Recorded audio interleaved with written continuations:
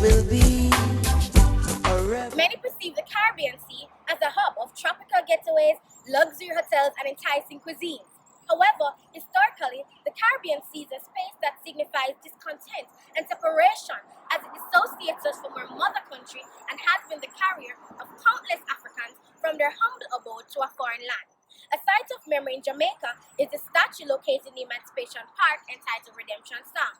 This prominent sculpture comprises of two naked black male and female statues gazing at the sky, symbolic of their triumphant rise from the horrors of slavery. The park's features were designed to express movement and the celebration of freedom while maintaining a link to our African heritage. The ceremonial entrance where the Redemption Song statue stands is likened to a birth channel. The water features form a major part of the park's design. There are 3 water fountains located within the park. Each fountain represents a portion of the journey of the Jamaican people, from the commencement of slavery in the 17th century to emancipation in 1838. Where I stand is just a portion of the Caribbean Sea on which hundreds voyage a day freely for a myriad of reasons. However, that wasn't the case in the 1700s, specifically at the Kingston Harbour. The Kingston Harbour is the 7th largest natural harbour in the world, and while it now boasts beauty and is the place to be on New Year's Eve, it hosts a chilling past. This port of Kingston received approximately 886,000 enslaved Africans during the Middle Passage. It was also identified as one of the 179 ports on which a sum of 11 million Africans were transported. These Africans then went on to live miserable menial lives where they ultimately became a commodity in the slave trade.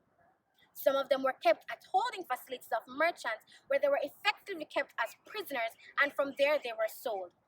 In 2021, we hope to recognize the harbour for the true beacon of joy and light. I hope we never fail to neglect and appreciate the reality of being on the other side. For if we had been born just a couple hundred years ago, we'd be arriving to a place we wish not. Freedom Bells by KARYL. I think if we spend more time learning about the reasons why we're alive, we'd be living a life worth living. When I stop to remember the reasons why I'm living, my mind first goes to Port Augusta, the place where women now reside to pay the price of their actions. However, that's not why I think about it.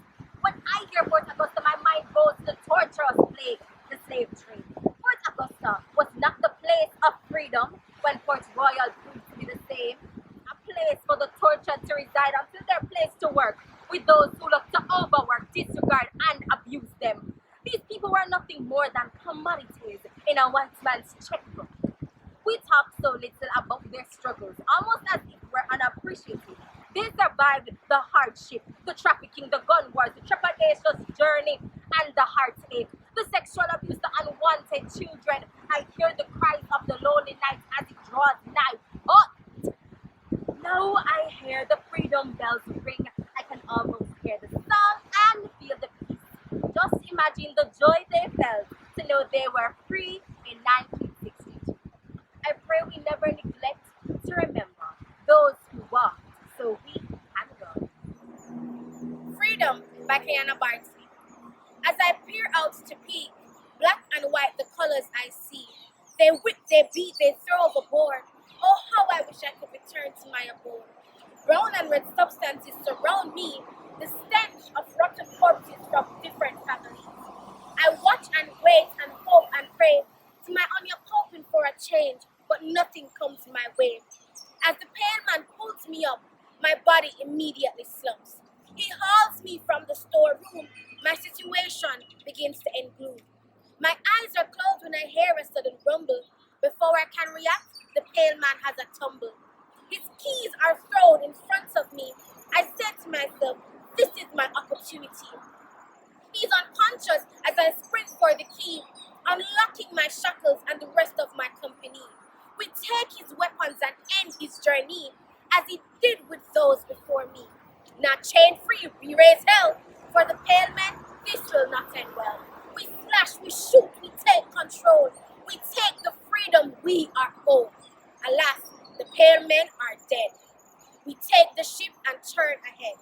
As the course of history takes its tide, in bravery and courage we now stride.